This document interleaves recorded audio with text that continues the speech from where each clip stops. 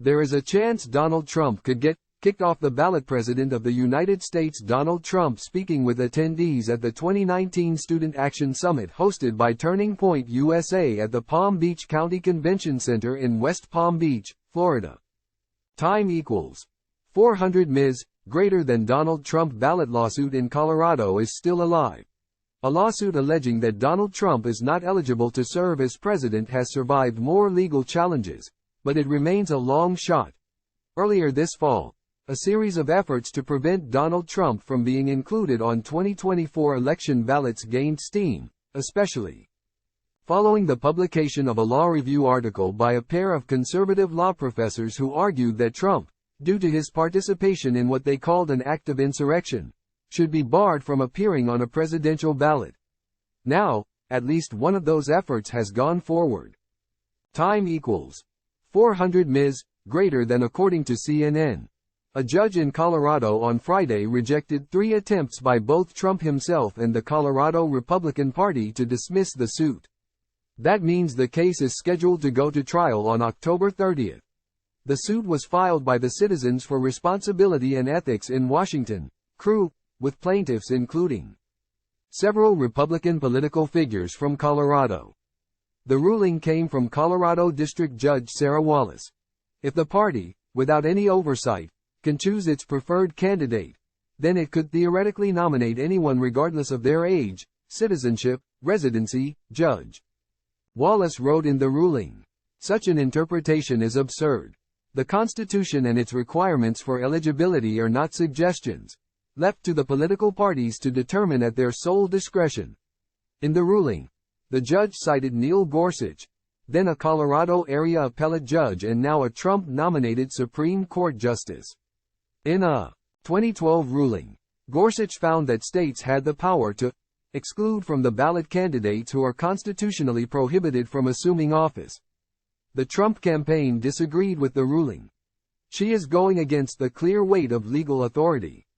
We are confident the rule of law will prevail, and this decision will be reversed, whether at the Colorado Supreme Court or at the U.S. Supreme Court," a Trump campaign spokesperson told CNN.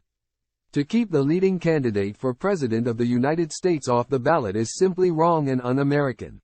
The idea that Trump could be barred from the ballot in states remains a long shot, and the question will probably end up being decided in the U.S. Supreme Court.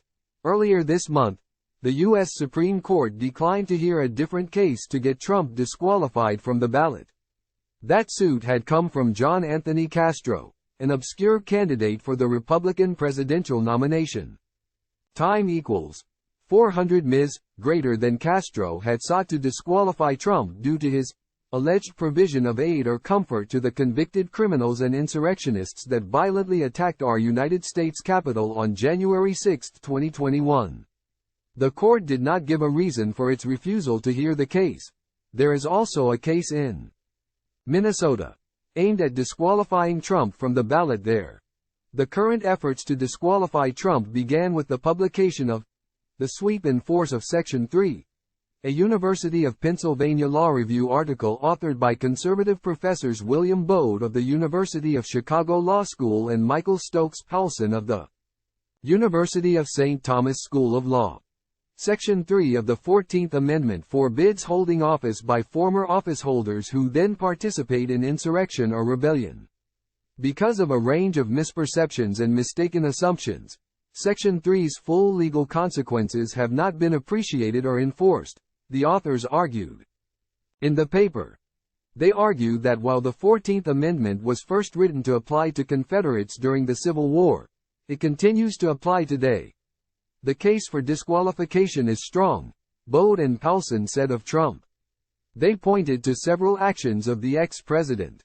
These included calling it stolen and rigged, that Trump, with the assistance of others, pursued numerous schemes to effectuate this objective, that among these were efforts to alter the vote counts of several states by force, by fraud, or by intended intimidation of state election officials, to pressure or persuade state legislatures and/or courts unlawfully to overturn state election results, to assemble and induce others to submit bogus slates of competing state electors, to persuade or pressure Congress to refuse to count electors' votes submitted by several states, and finally, to pressure the vice president unconstitutionally to overturn state election results in his role of citing over the counting of electors' votes.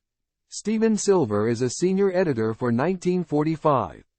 He is an award-winning journalist, essayist and film critic, who is also a contributor to the Philadelphia Inquirer, the Jewish Telegraphic Agency, Broad Street Review and Splice Today.